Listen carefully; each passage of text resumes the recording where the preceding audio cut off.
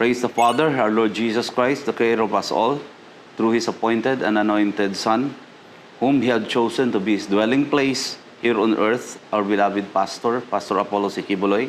Mga kapatid, sa pagkakataong ito, ay gusto ko pong ibahagi sa inyo ang isang victory report na ipinadala sa ating mahal na pastor ng isang kapatiran natin sa Palawan. And this is from Brother Bobby Tormis. Ito po ang kanyang salaysay sa kanyang victory report. Dear Pastor, greetings in the name of the Almighty Father, our Lord Jesus Christ, through His appointed Son, Pastor Apollo Sikibuloy. Pastor, naalang ko'y i-share usa ka incident nga nahitabo diri sa Palawan.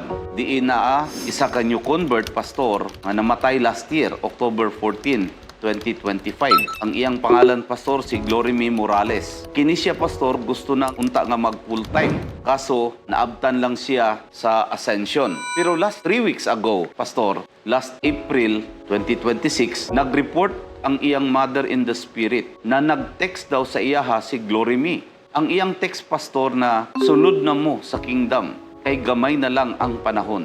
Ang kingdom, magsara na. O ang but niyang ipasabot na sunod na, gusto niya nga mag full-time ang iyang mother in the spirit. Same day, Pastor, isa sa FTMW diri sa Palawan na Ola na, Orange and Lemon, si Brother Kaburlan, nakadawat po og text. Ug mauni ang iyang text, Sir. Nakikiusap po ako kay Kaburlan. Tulungan mo po ang family ko na makapasok sa kaharian. Ang lahat po ay pumasok na sa kaharian bago mahuli ang lahat. Ang kaharian ay malapit ng isara. Noon, buo pa ang tuldok. Noong hinuli at kinulong, kalahati na lang. At ang kalahating tuldok ay bawas na. Ang natitira ngayon, hindi umaabot ng kalahating tuldok. So ganyan katagal na lang makakasama si Pastor. Kanina kasama namin si Pastor, hindi basta-bastang saya. Ang part ko, ginawa ko na sa pamilya ko, pero ayaw nila. Marami akong gustong sabihin, pero bawal. Kung maniniwala kayo kay Pastor, huwag na kayong magpahuli. Pumasok na kayo sa loob ng kaharian bago pa magsisi sa huli. Last message ko na ito. Giadtuan ni Brother Diego sa Abedra, Pastor, ang balay sa Papa ni Glorimy. Kining Papa ni Glorimy, Pastor, persecutor siya sa imuha. Kay Jehovah's Witness man ni sila. Pero matud pa sa Papa ni Glorimy, Pastor, naadoy buntag nga sa pagmata niya, ang imong picture naa daw sa uluhan niya.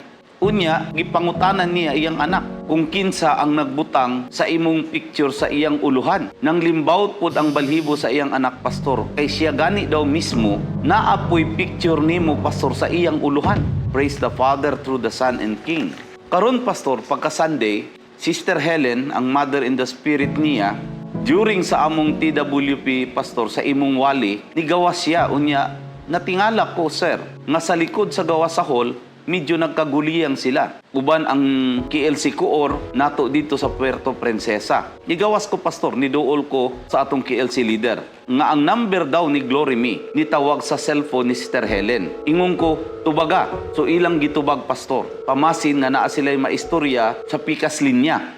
Pagtubag, Sir, imong tingog ang nadungog namo. Nagwali ka, Pastor. Unya, ang wali nimo, Sir, power of God's love. Na among giplay, anak nga Sunday.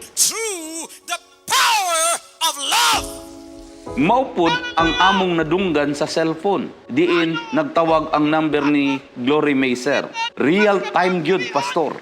Ang nadunggan namo, kung unsa tong wali na among napaminawan sa TV, maupod ang wali nga nigawa sa cellphone, Pastor. Praise the Father through the Son and King. Pastor, dili kayo ko dali mutuo sa mga ingon ani. Pero adto nga time, first time ko, Pastor, nga naka-experience gyud adtong panahona. Wala ko kasabot sa akong gibati, Pastor. Maong ako na lang gipaop ang cellphone. Praise the Father through the Son. I gave back all the glory, honor, praises, and thanksgiving to our Almighty Father, our Lord Jesus Christ, through His appointed Son, whom He have chosen to be His temple on earth, Pastor Apollo Sikibuloy. In the King's service, Brother Bobby Tormis. Yes, the Father. So, mao ni ang message ni Glorimy, mga kaigsunan, no? Gwapog yun kaayo. Unya nahibawan nga ang cellphone ug SIM card ni Glorimy kay gilubong diay uban niya. Pag ginatawagan og balik out of coverage area na.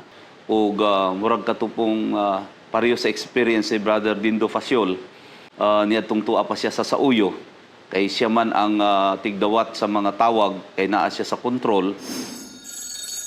na ipanahon nga nay usa ka lalaki nitawag sa iyaha. Hello? Sinabi nito na puntahan ang kanyang pamilya sa kanilang bahay. Sabihan niyo po sila na kailangan nilang magpasakop sa kingdom sa ilalim ng ministry ni Pastor Apollo C. Kibuloy. Ibinigay din ng tumawag ang eksaktong address ng kanilang tahanan. Kaya pinuntahan ni Brother Dindo Pasyol ang naturang bahay. Pagdating niya doon sa eksaktong address at tama rin ang pangalan ng ina ng lalaking tumawag, nang makausap ang ina, sinabi ni Brother Dindo Pasyol na nakatanggap siya ng tawag mula sa anak nitong lalaki at humiling na puntahan nila ang kanilang pamilya. Ngunit nagulat si Brother Pasyol sa sagot ng ina. Dahil sabi niya, imposible po, namatay na ang anak ko, 1 linggo na Namatay po na ang ang anak ko. nakaraan. 1 linggo na po ang nakakaraan. So mautong naghimo og awit si Jesse, na ay awit si Brother Jesse Pangilinan mahitungod ato. And every soul knows him as King.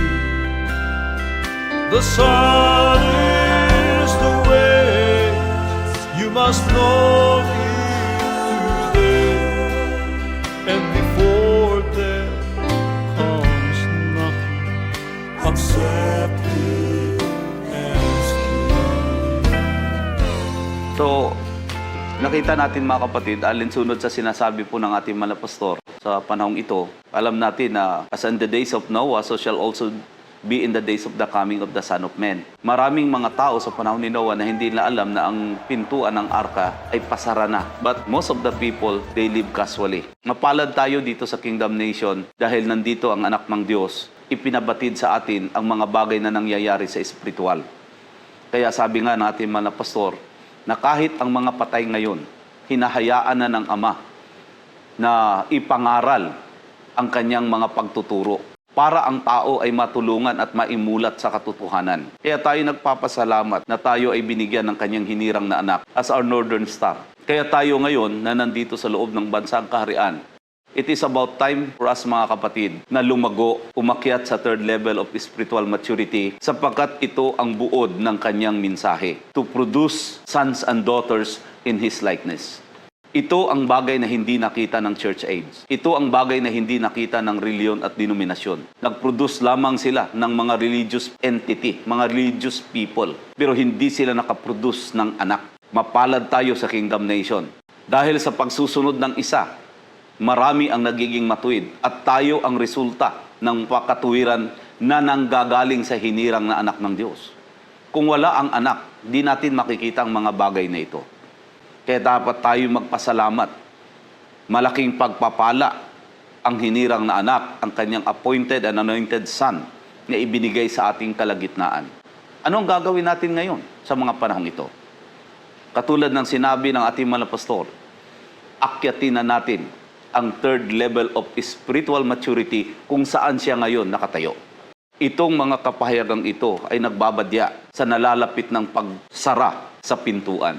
Kaya tayo ngayon, double time sa ating ginagawa. Wala na tayong time na magpatumpik-tumpik pa. Lalong-lalo na sa pangungusap ng ating mga pastor sa mga old-timers, itong mga matagal na sa paglilingkod.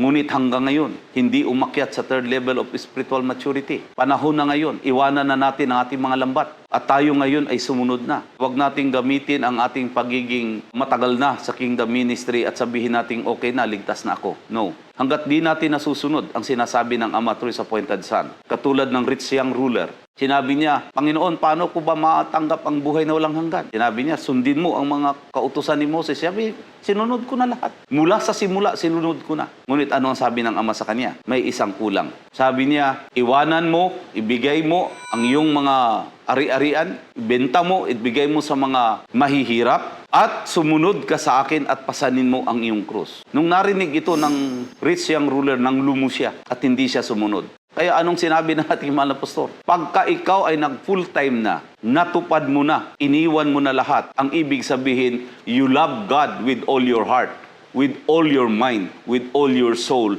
and with all your spirit. Yun pala ang susi, mga kapatid. So nung sinabi ng ating mga pastor that it is now 5:59, sa ngayon mga kapatid, hindi na 5:59, siguro seconds na lang ang natitira. Ngayon na nakita natin ang mga bagay na ito, ibinigay sa atin ang kanyang dakilang kaloob na walang iba kundi ang kanyang hinirang na anak. Sumunod tayo. Nakatuon lamang ang ating mga pag-iisip doon sa kanyang mga katuruan. Huwag tayong maging halintulad doon sa asawa ni Lot na sinabihan sila, punta kayo sa Mount Zoar. Pagka kayo'y umakyat sa papunta sa bundok na yun, huwag kayong lumingon. Si Mrs. Lot natukso dahil siguro narinig niya yung mga kalansing at kalimbang ng kanyang mga kayamanan doon. Nanghihinayang siya, yung tindahan ko, yung negosyo ko, yung bahay ko, yung mga material na bagay na inangkin niya, nanghihinayang siya, kaya nalumingon siya. Hindi siya nakarating sa bundok ng kaligtasan. Naging haliging asin siya. Na hanggang ngayon sa Dead Sea, nandudoon pa rin ang estatwa sa asawa ni Lot. Ayaw nating maging katulad sa asawa ni Lot. So tayo nagpapasalamat mga kapatid na itong lahat ay naihayag sa atin at mapalad tayo na naging bahagi sa ministry ng anak ng Diyos. Magpatuloy tayo. Again, itong mga nauuna ay yun mong kumpiyansa. Tugod kay ang kasulatan na gaingon, na ay nauna nga naulahi. Apan na ay naulahi nga naguna.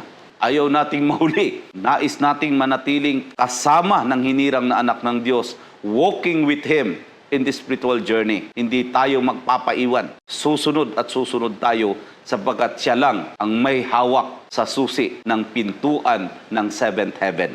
Ang mga bagay na ito, inihayag sa atin mga kapatid upang tayo maghanda. Ang tuldok, 1/4 na lang. So di natin alam kung kailan mangyayari ang mga bagay na ito. But for sure, it will come to pass. Mangyayari at mangyayari ito. At ang sanglibutan ay magugulantang na lamang. That the man whom they persecuted, na ang taong kanilang inalipusta, kakaharapin pala nila. Sinabi ng Matthew 7:21, not all saith unto me, Lord, Lord, shall enter into the kingdom of heaven, but he that doeth the will of my Father which is in heaven. Ito ang mensahe ng anak ng Diyos, Father's will. Kaya nakita sa logo natin, thy will be done. Nais ng ating mga pastor na ito ay maiukit sa ating mga isipan. Ang Father's will ay hindi na kailanman mabubura sapagkat ito'y nakaukit sa puso nating mga anak ng bansang kaharian na kahit saan tayo pupunta, kalooban niya naghahari sa ating kaloob-looban. Mapalad tayo sapagkat ito ay naipahayag sa pamamagitan ng kanyang anak na hinirang na naging tahanan niya dito sa lupa, ang ating Northern Star, ang ating pillar of cloud by day, ang ating pillar of fire by night. Ang ating pinakamamahal pastor, Pastor Apollo C. Kibuloy. Amen.